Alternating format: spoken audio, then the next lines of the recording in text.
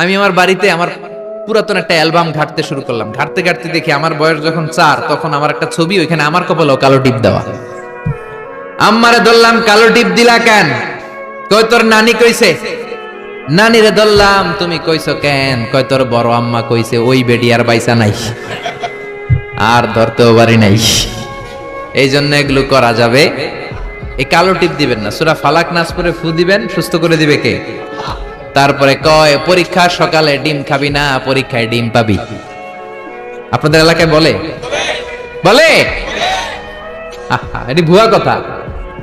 পরীক্ষার রাত্রে দেখলাম একটাই ঘুরে, বললাম কিরে পড়স না? কয় যে হুজুর সুতা আছে, আজমির শরীফের সুতা, আমার A+ ঠেকাবে কে? এরকম আছে না নাই? সুতা তোমার কিচ্ছু করতে পারে না, করতে পারে একজন, তিনি কে?